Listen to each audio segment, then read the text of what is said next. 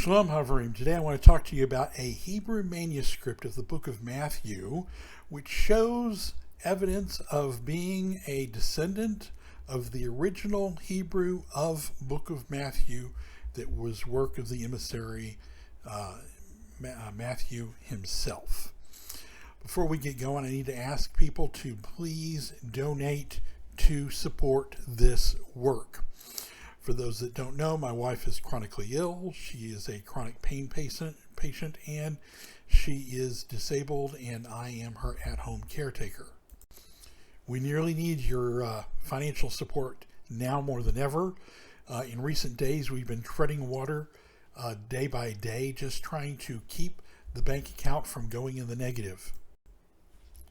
Donations have been low, and our rent will be due in just a little more than 2 weeks, and we right now are trying to figure out where we're going to get it from, how we're going to have it, because right now, day by day, we're facing a situation of going in the negative and having returned items, much less being able to put aside enough money to be able to pay the rent at the end of the month. So please donate if you possibly can to help us out. And also to support this work that we're doing here. You can donate by sending donations by PayPal to donations@wnae.org. That's donations@wnae.org, or by clicking on the donate link in the video description. By clicking on that link, you can donate by PayPal, Zelle, or GoFundMe. So donate again if you possibly can. Any donation is better than no donation, and any donation will help. Somebody out there can make a generous donation of $500 or $1,000 right now. That would really be helpful. I want to also encourage everybody to like these videos, subscribe to the channel, click on the notification bell so you'll get notified when new videos come out. Share, let us know what you think in the comments section, and participate in the discussions in the comments. And share these videos on social media with your friends on Facebook, in relevant Facebook groups, in private messages, in emails, etc. So today I'm going to be talking some more about a manuscript that we've been discussing in recent videos. We're calling it the Garza Trim manuscript because my friend Al Garza came across this manuscript in his searches for Hebrew manuscripts and brought it to my attention to do the initial analysis. And the actual manuscript number is manuscript OR 150 from the Zentralbibliothek Zurich. That is the Zurich Central Library. Okay, so let me share you some of the very interesting things that we found concerning this manuscript. Now, one of the most interesting things, of course, is the manuscript is a manuscript of the four Gospels. The scribe was copying, according to the preface, he was copying a manuscript of the four Gospels. Unfortunately, he stopped at Luke 17. We don't know why. Perhaps he died, perhaps he lost interest, who knows what happened, but he stopped copying before he finished copying the entire Hebrew manuscript that was before him. There is also a colophon at the end of the manuscript indicating that the manuscript that presumably that he'd been copying from had been hidden up in caves and was brought to light by Jews who had hidden their testimonies. All right, so I want to share with you some of the interesting things that we are finding in this Hebrew manuscript of Matthew, and in doing so, I'm going to be referencing the Deutele and Shem Tov Hebrew versions of Matthew. The Deutele and Münster Hebrew texts of Matthew. The Deutele manuscript of Matthew was confiscated from Jews in 1553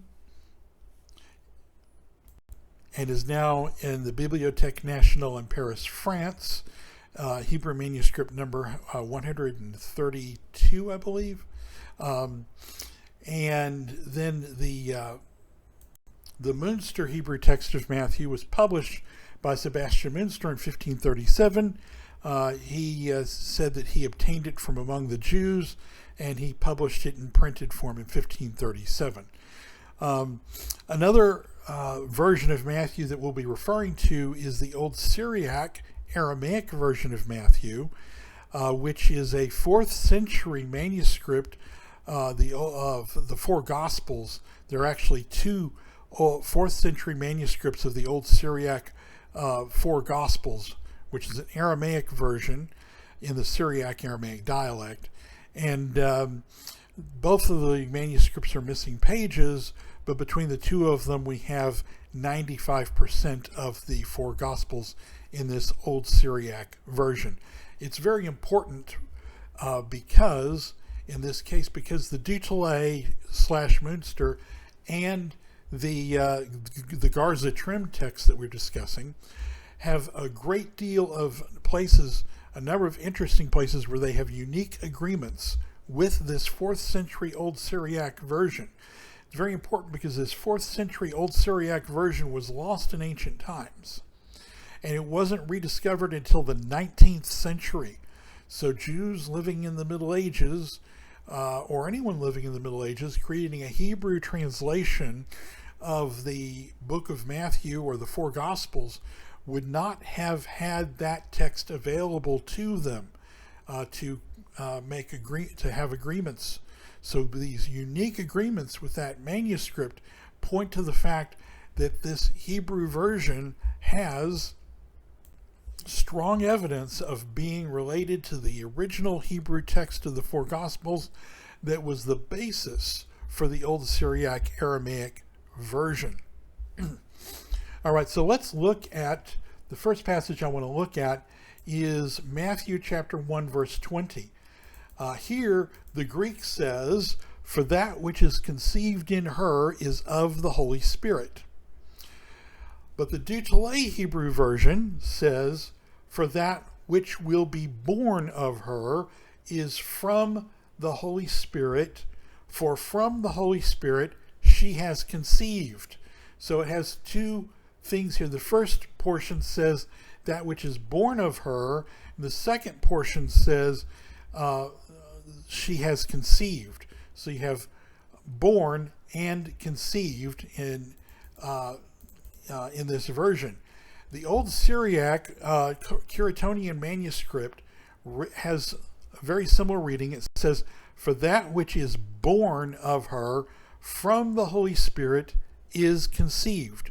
These two versions are the only two versions of Matthew to have this very unique reading.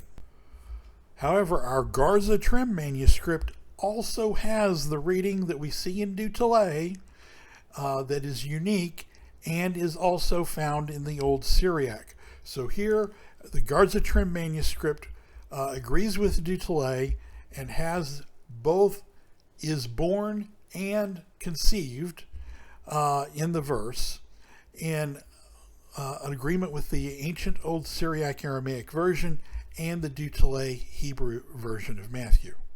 Okay, another good example, Matthew chapter 3, verse 16.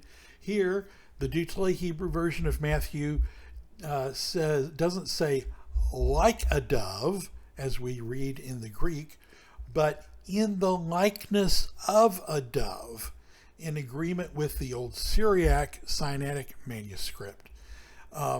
It also corresponds with a reading found in the Gospel according to the Hebrews, which was a lost apocryphal gospel used by the ancient sect of the Nazarenes.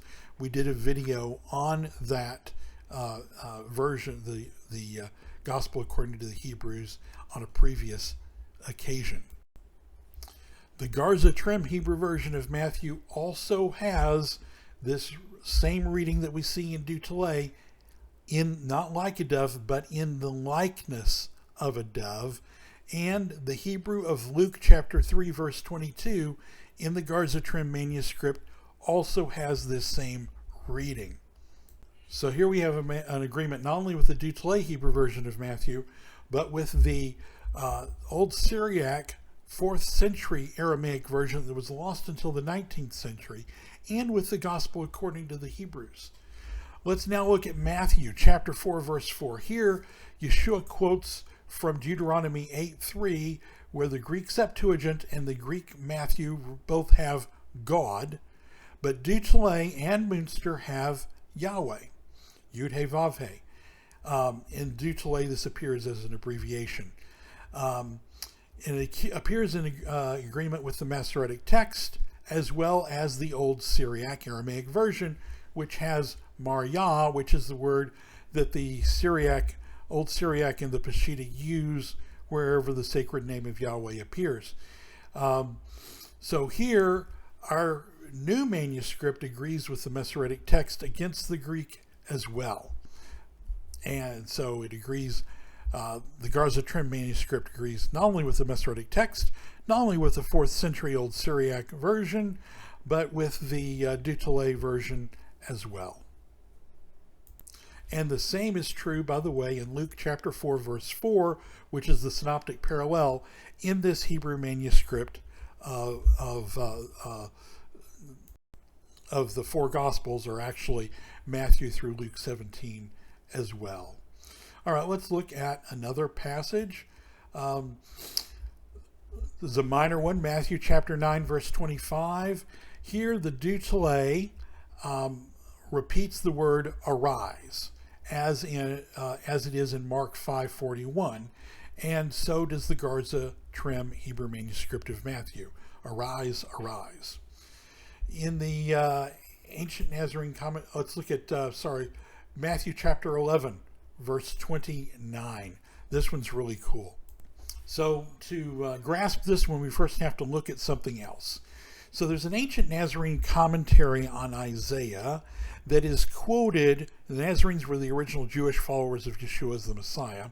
This ancient Nazarene commentary on Isaiah is quoted by Jerome in his commentary on Isaiah, I believe 5 times. And one of these is material that's commentary to Isaiah chapter 9, verses 1 through 4. And in it, it says, in this commentary, it says, he shook off their shoulders the yoke of the heavy burdens of the decrees of the scribes and Pharisees. So when we look at Isaiah chapter 9, verses 1 through 4, the Hebrew words for yoke and shoulder are there, but the verb is broken, not shaken off. And in fact, in biblical Hebrew, the idiom is always that a yoke is broken, normally at least.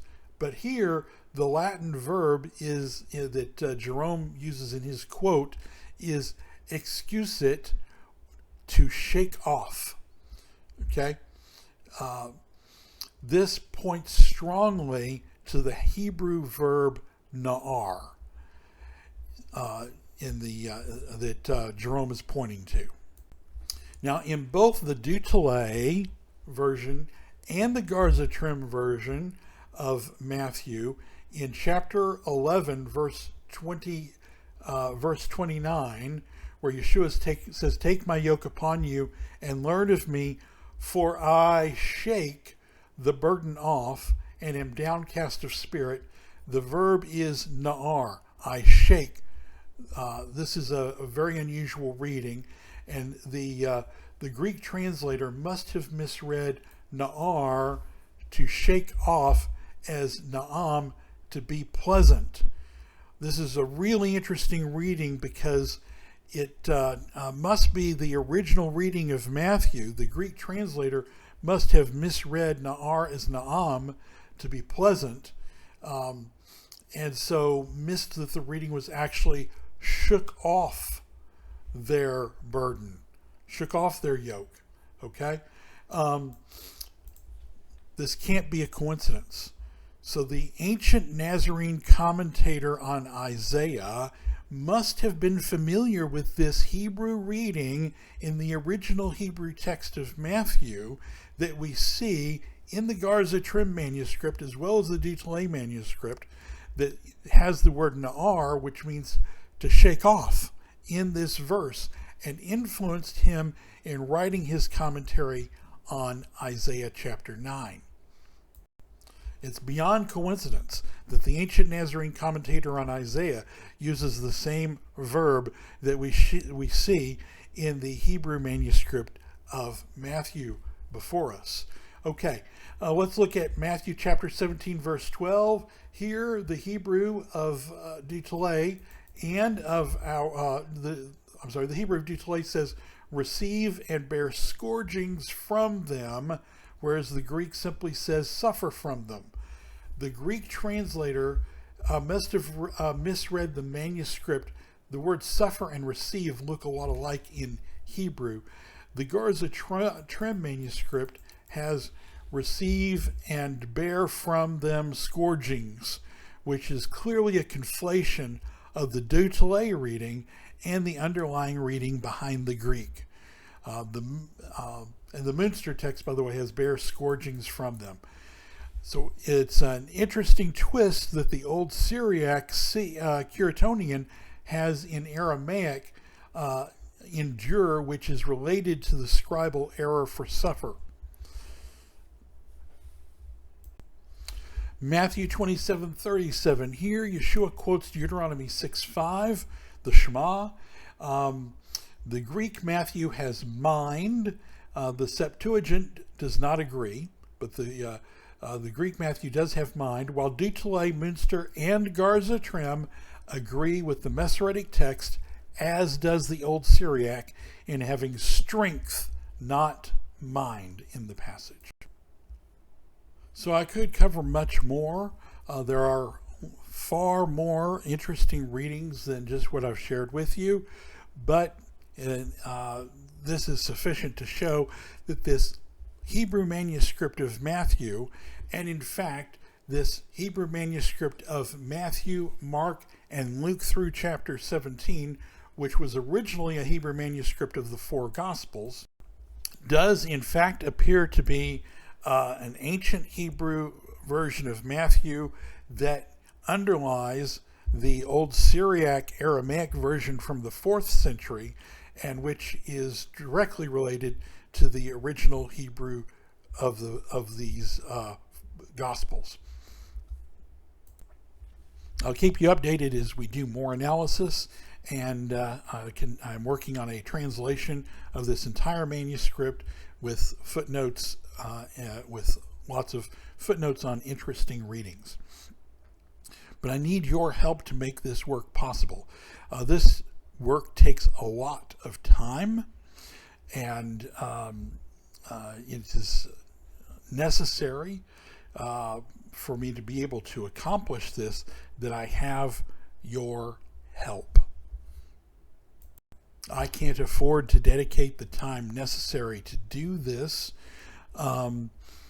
unless I'm able to not concern myself with being able to provide food, clothing, shelter, medical care for my wife, and so on. So please help us out by donating. You can donate by sending donations by PayPal to donations@wnae.org. That's donations@wnae.org. Or you can donate by clicking on the donate link in the video description. Don't forget to like our videos. Don't forget to subscribe to the channel. Click the notification bell so you'll find out when new videos come out. Share what your thoughts are in the comments. Let us know what you think. Participate in the discussions in the comments. Share these videos with your friends on social media, in private messages, by email. And until next time, everybody, Shalom.